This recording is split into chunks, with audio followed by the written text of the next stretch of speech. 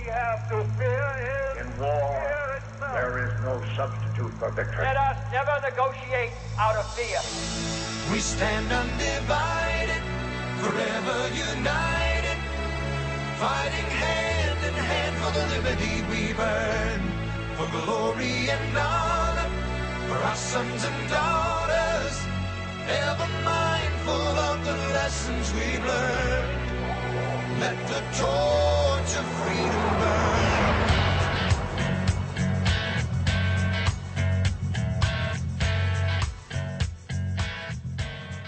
Welcome to the intersection of faith and politics. Wall Builders Live with David Barton and Rick Green. David, I can't help but start with a smile because I know who our guest is today, and I just love him so much. I get in a good mood just when I hear his voice. So. Well, there's good reason to. Rabbi Daniel Lapin, always great on biblical insights, and I love the fact that he is an Orthodox rabbi, Jewish rabbi, is one of the most pro-Christian folks I know. Matter of fact, more so than a lot of Christians I know. Yeah. We were talking recently and said, the only thing that's going to save the world is Christianity. He says, in Judaism, we don't believe in evangelization. He says, so we can't touch the Muslims. We can't change the Muslims. He said, only Christians can do that. He said, if you guys don't evangelize the Muslims, we'll lose the world. And isn't that interesting, He does a better job than most Christians do at explaining Christian principles.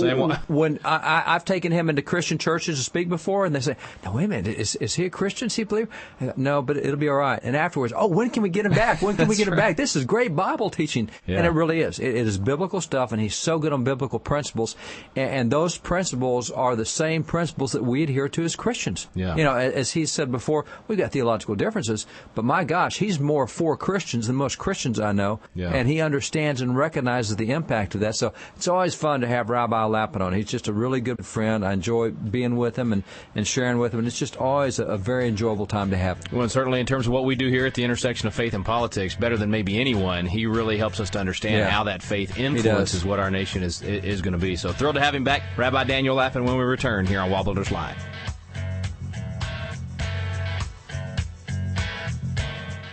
Hey friends, Rick Green. I want to tell you about a great Wall Builders program called Patriot Academy. It's for 16 to 25-year-old young leaders. We train them in a biblical worldview and how to get involved and make a difference. They get to come to the state capitol in Texas and serve as a state representative.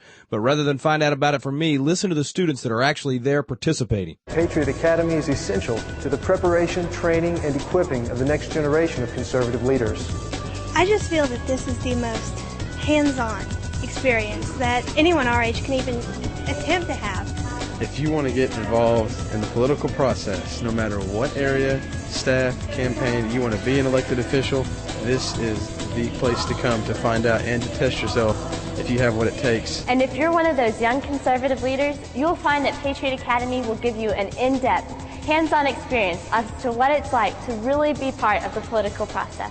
Well, there you have it, friends. A great opportunity for 16 to 25-year-olds to become the next generation of leadership. Find out more at patriotacademy.com. Let the torch of freedom burn.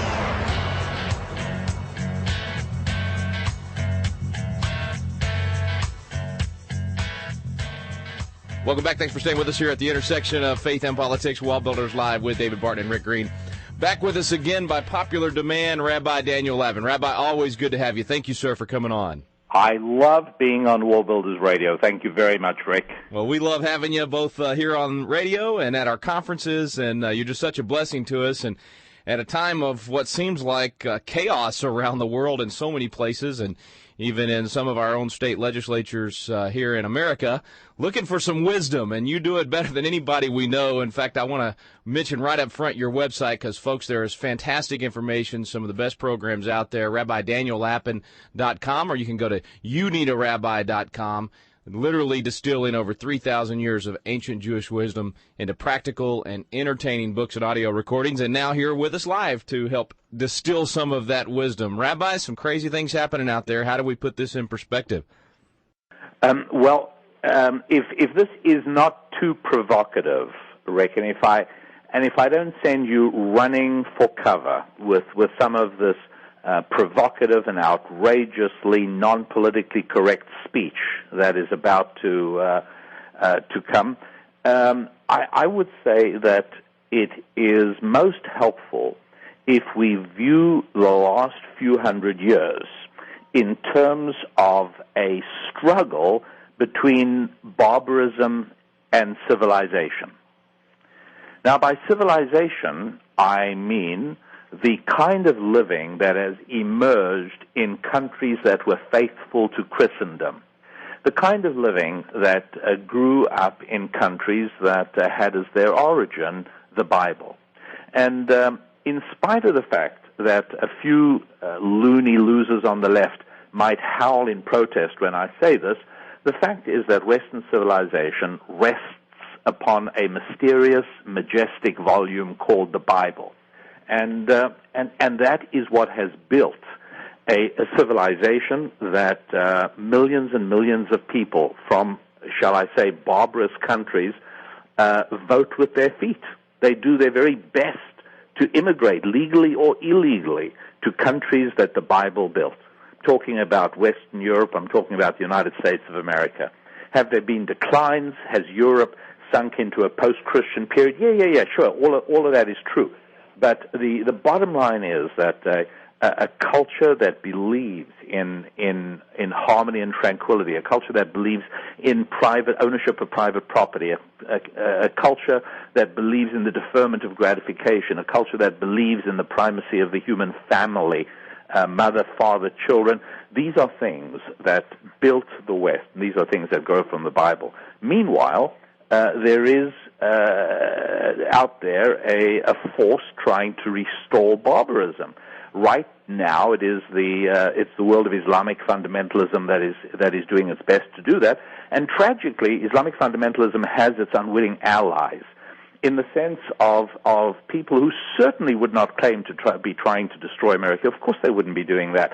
But unwittingly, they are pushing for policies that will have precisely that effect. But they're pushing for policies that elicit rounds of gustful applause among the ranks of the barbarians. That is the sort of overview. Is that too wild? You know, I was hoping we could do this interview, but boy, if you're going to bring the Bible into it, this is just too much for us. It's not politically correct. We're just going to have to stop right here. No, seriously, you say that, and then you lay out those wonderful benefits, and some would say those things that you mentioned, well, that was just man evolving. That was just society becoming wiser and doing those things. But yet then you gave the evidence of why it's not just man evolving, because now we're trying to go the other direction. And furthermore, I mean, for those who actually need more evidence for the self-evident, look, it's not an accident that the whole wonder of a capital market has never emerged indigenously in a non-Christian country. It never happened. Yes, Singapore and Beijing now have stock markets, but that's only because they've adopted the Western model in the same way that many parts of the world adopted the Western model of a corporation, which made the creation of wealth, or helped to make the creation of wealth possible.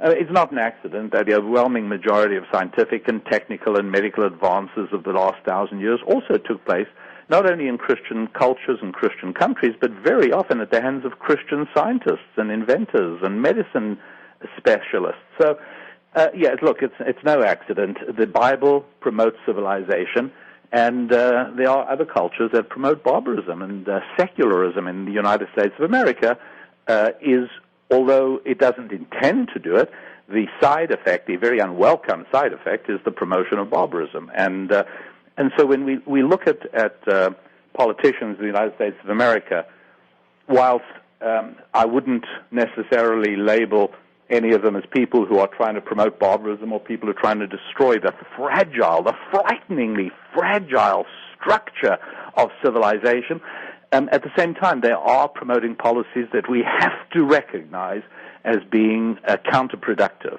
to the maintenance and strengthening of civilization. Well, in order for us to get centered and come back to those principles that did produce this, as you said, fragile society that we have, there are certain principles that you've laid out, permanent principles of the Bible. Very quick break here. When we come back, Rabbi, if you could share with us some of those and how we sort of measure up our chosen leaders when we go in to vote. What are we looking for? What are the kind of principles that we want to see in our leaders if we want to come back to that foundation that made us successful? Rabbi Daniel Lapin is our guest. The website, RabbiDanielLapin.com, or you can go to youneedarabbi.com, and it'll take you right there. Back in a moment here on Wall Builders Live.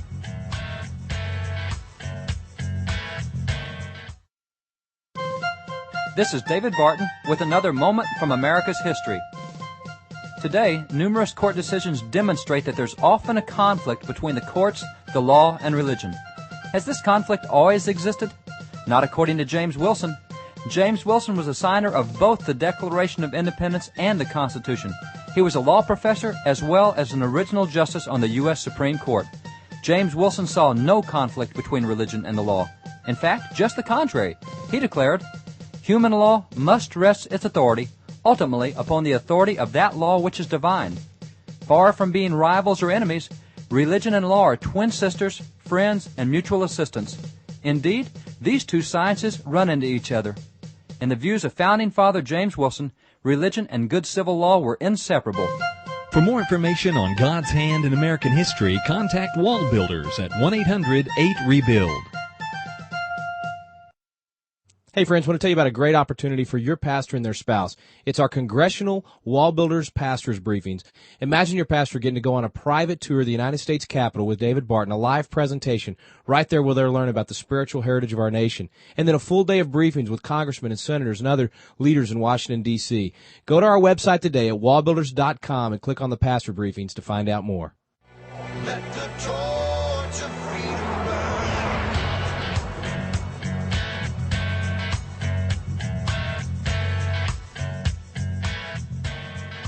Welcome back, and thanks for staying with us. Our guest today, Rabbi Daniel Lapin. The website, RabbiDanielLapin.com or YouNeedARabbi.com.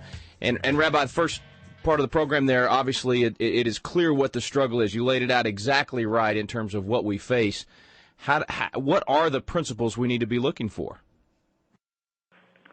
Well, I think that, pardon me, the first and foremost, I think, is right now in the current climate, the fundamental question of the role of government.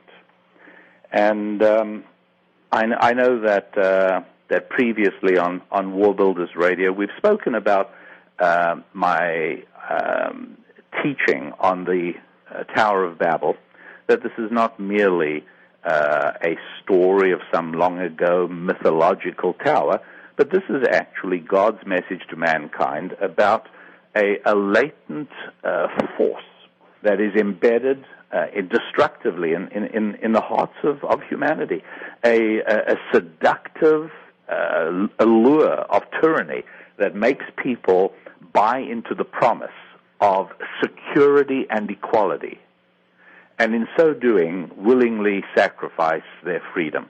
That's essentially what the Tower of Babel is all about. I call my teaching the Tower of Power because that's what it is. It is the seizure of power. So I think one of the very first questions is where does someone, and I do this myself, look, when it's time to vote, I evaluate candidates on the basis of where they see the limits of constitutional government.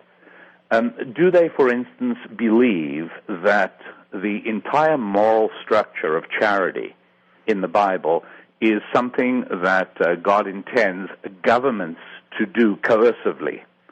That is simply a very false and, dare I say, frequently self-serving explanation of the Bible's view on charity, which, it's simply not so. The idea is for individuals to give charity. And as a matter of fact, I don't doubt for a moment that God frowns upon government coercive charity in the form of welfare that has now presented us with the specter of hardworking American families confronting confiscatory rates of taxation in order to underwrite multi-generational dysfunctionality. And this is if anything brings tears to the eyes of God, in my view, it would be that. Furthermore, the whole idea that government is going to handle charity, what that does is corrode the individual's commitment to charity. In other words, now when somebody reaches out with a hand for help, my answer is, hey, go and apply for welfare. That's what I pay taxes for. That's a great point. It has. It's sort of jaded us to the point that people are not as willing to step out on their own and help because they're having to work so many extra hours to pay the taxes that they expect to go help those people, so and they just stop doing it. It's destructive as well, simply because the government disburses money bureaucratically, whereas human beings disburse it with love. It makes all the difference in the world. There's no relationship there with the None government. whatsoever. Yeah. Exactly. Absolutely. Well, that's a great example of when you do it God's way, when you do it the biblical way, you get much better results. We see the failure of trying to do it through government. Now, there you go with the Bible now. I was trying so hard to stay politically correct, and now you go and ruin it. Isn't it amazing? We just cannot stay away from that bedrock principle. We're drawn back to it, right? It looks that way, yes. Well, what about some of those permanent principles of the Bible that we see right now as an issue in the culture? I mean, you lay out some things where you talk about the fact that, look, you're going to have to recognize that people are not merely just smart animals. Tell us about that, how we are very different because of the souls that He's given us. Yeah, that's exactly right. And once again, it's not that I take pleasure in goading people into fits of uncontrollable rage, but it's just odd to me how often audiences, and obviously particularly secular audiences, start foaming at the mouth and sputtering with indignation whenever I make this point. But it seems to me very simple and very straightforward. And if you don't like what I'm saying, tell me where I'm lying, or tell me where I'm wrong, or tell me what's mistaken here. But the point that you raise, and it's one you and I have spoken about in the past, and we've discussed it at some of the fantastic Wall Builders legislative conferences that are, I believe, such an absolutely vital part of keeping our republic constitutional, and that is the idea that in a final analysis, there really are only two ways to answer the question of how did human beings arrive on this planet. One answer is that by a lengthy process of totally unaided materialistic evolution, primitive protoplasm turned into you and me. And the other way is that the good Lord created us in His image and put us here. And I don't think that there is any other possible way to explain. You've got to make up your mind how you're going to live your life. It's one of these, and the implications are enormous. Because if you go with the first alternative, then it means we're nothing but sophisticated animals. And like all animals, we need either a zookeeper or a farmer to take care of us. And a zookeeper and a farmer are just alternative names for centralized government.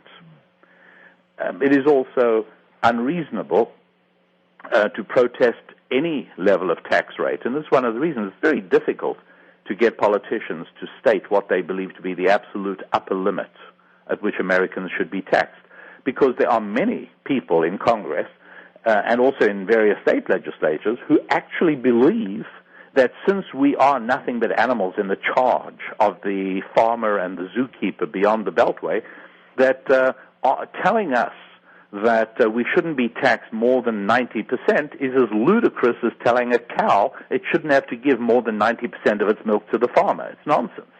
The farmer provides it with food and medicine and shelter and ultimately burial, and the government does the same for you. So how dare you suggest that there's a limit on what you should do for the government?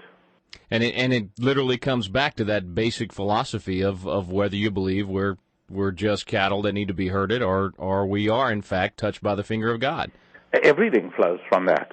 Even the extent to which we believe that children should be corrupted by what is euphemistically called sex education programs, and yet every single study reveals that promiscuity among high schoolers increases when they introduce sex ed. It doesn't diminish, and that's precisely because they have no intention of diminishing. If they did, they would also have gun ed.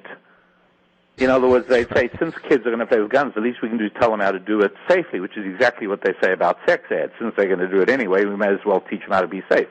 No, they know full well that this is a program that indoctrinates kids to do it, which is precisely why they don't offer gun ed in school, but they do offer sex ed. They don't want children anywhere near Second Amendment issues, but they do want them rutting like farmyard animals. Oh, wow. That's Rabbi, I wish we had time to go into every one of these principles. I really encourage people to get I'm wondering, actually, are you going to do a new series on this, on the permanent principles of the Bible, or is the best place to go right now, is the Tower of Power already containing most of the things you covered? There's actually a whole lot else that is now out in a product called The Gathering Storm. The Gathering Decoding Storm. the Secrets of Noah. Excellent. The Gathering Storm. It's great because it shows the cataclysm that follows almost naturally on the heels of societal spiritual breakdown. Well, you do say also in this article on the permanent principles, you talk about the fact that our hope for a brighter tomorrow depends on that percentage of Americans that do want to return to those founding principles, being involved and being active. We have to overcome that part of the society that wants to move away from those principles. Oh, look, I know it sounds odd to listen to an Orthodox Jewish rabbi singing "Onward, Christian Soldiers," but the bottom line is that if a fervent, vibrant, deeply committed Christianity does not continue to grow and to express itself, me, my children, and my grandchildren in America are doomed.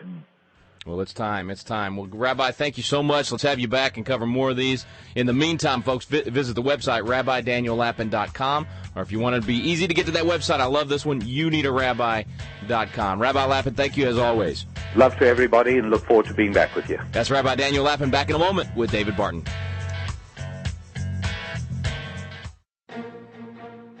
Hey friends, Rick Green here to tell you about a great new opportunity to learn about the Constitution and our Founding Fathers. One of our great Founding Fathers, John Jay, he was an author of the Federalist Papers, and he was actually our very first Chief Justice of the United States Supreme Court.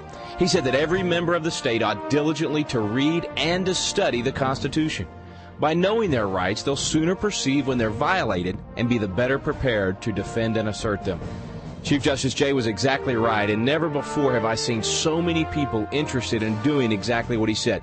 People all over America are wanting to read and study the Constitution. They want to know what the principles are that made our nation great. They are hungry to preserve our liberty, preserve our prosperity, and our limited government. They understand that American exceptionalism must purposefully be preserved for future generations. Well, we've done a program that now covers the entire Constitution. It's the Citizen Guide to our founding documents. We go through every clause, every article, every amendment. We get into the Founding Fathers. We talk about what they actually intended. We talk about what those words meant in 1787, not necessarily what they mean today, but what was the original intent. We cover subjects from whether or not a constitutional convention would be good, a new one, whether or not state nullification of a federal law is the right way to go. We talk about D.C. statehood, impeachment, the Electoral College, First Amendment freedom of religion, individual God-given rights versus group government-given rights, whether or not the Constitution is evolving and whether it should be the court or the people that would do that. All of these things, and it's right there in a class. And you can actually attend one of our live classes around the country by signing up at my website, rickgreen.com. Click on Constitutional Class. It'll list the cities where we're coming to, and if you'd like us to come to your city and we're not already headed that way, then shoot us an email and we'll try to get a class scheduled.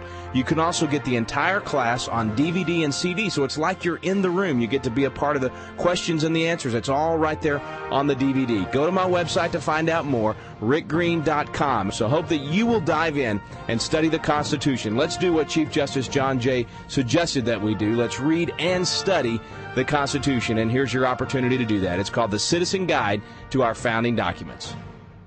Let the torch of freedom burn.